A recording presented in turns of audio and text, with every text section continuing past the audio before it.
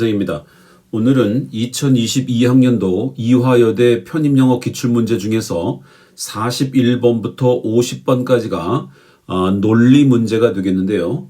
이것은 원블랭크로 되어 있습니다. 그런데 이 논리 문제가 독해 뒤에 나오다 보니까 앞에서 시간을 많이 써서 뒤쪽에서 시간 안배가 안 돼가지고 뒤쪽 10문제를 찍는 이런 파트가 일반적으로 편입시험 보는 학생들이 겪는 문제점이라고 볼 수 있습니다.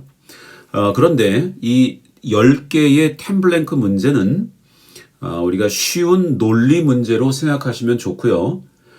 선택지가 4개가 있는 게 아니라 위에 20개로 나와 있어 20개에서 골라서 10개를 넣어야 되는 어려움이 있기는 하지만 결과적으로 우리가 의미 플러스 문법적인 사항, 다시 말해 위에 10개, 20개 중에서 각각의 단어들이 품사가 있을 텐데 그 품사를 가지고 문법적 요소를 고려해서 문맥의 의미와 맞추어 가지고 이 템블랭크 문제를 풀면 정확도를 높일 수 있다. 이렇게 볼 수가 있습니다.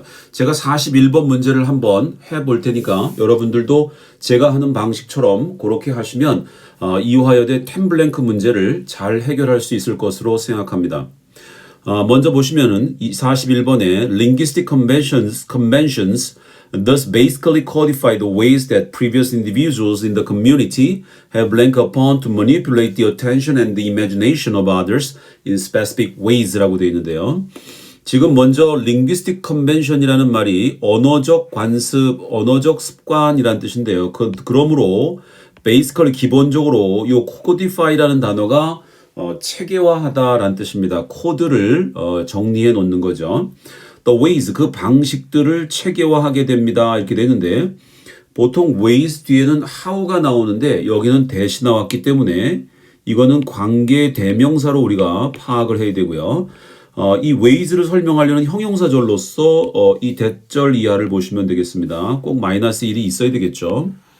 그래서 여기 upon 뒤에 명사가 없는 거는 the ways가 있던 자리라는 걸 보여주는 겁니다. 그리고 그 뒤에 투부정사가 이렇게 끝까지 나가 있습니다. 한번 보면은 previous individuals in the community, 그 공동체에 있는 이전 과거의 개인들이 have pp가 오겠죠. 그러면 우리는 여기서 pp를 찾아야 되니까 upon 뒤에 명사는 the ways였는데 관계대명사 앞에 대수로 나갔기 때문에 이건 생략된 것으로 보시면 되겠고요. 그럼 pp를 찾아야 되니까 20개 중에서 pp를 체크해 보겠습니다. claimed, disagreed, converted, 그 다음에 subverted 이렇게 4가지가 pp로 되어 있습니다. 그럼 이 4개 중에서 이제 우리는 의미에 접근을 해야 되겠죠.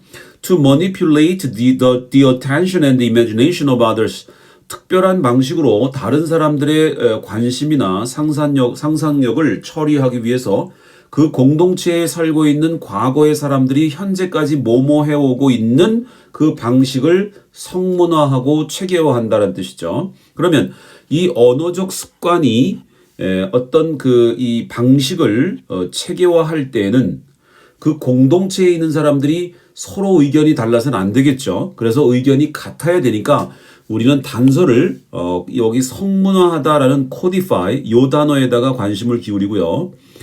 체계화하고 성문화하려면 어떻게 해야 되느냐?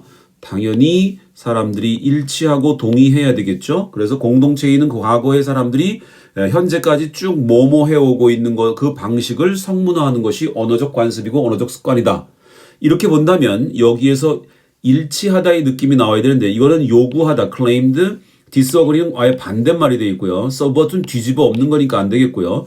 convert라는 말이 모으다, 수렴하다 이런 느낌이기 때문에 공동체에 있는 그 공동체에 살고 있는 과거의 개인들이 이전의 개인들이 지금까지 뭐뭐 해오고 있는 즉 같이 의견을 수렴해온 그 방식에 대해서 언어적 관습이 체계화하고 성문화하는 작업을 하게 된다. 이렇게 보신다면 제가 지금 템블랭크의 문제를 풀기 위해서 2가지 방법을 썼는데 한 가지는 빈칸이 문법적 요소가 무엇인지 하나 파악하는 것.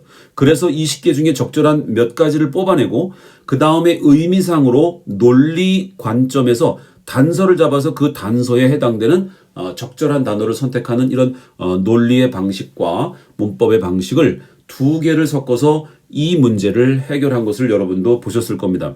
그래서 여러분들도 실제 2대 편입영어 10 블랭크 문제를 풀 때는 그 빈칸의 문법적 요소와 그다음에 그 앞문장의 단서를 잡아서 단서에서 직진 우회를 선택해서 논리 문제로 풀게 된다면 이 문제가 그렇게 막연하게 막 찍어야만 되는, 그래서 불합격하는 그런 문제만은 아니다 라고 생각을 합니다. 그래서 여러분들도 10 블랭크 문제를 이렇게 풀어주시면 굉장히 중심을 잘 잡고 나름대로의 전략을 가지고 합격하실 수 있는 방식으로 문제를 푸실 수 있게 될 것입니다. 이것으로써 2022학년도 이화여자대학교 편입영어 기출문제 10 블랭크 어떻게 해야 되는지 그 해법을 알려드렸습니다.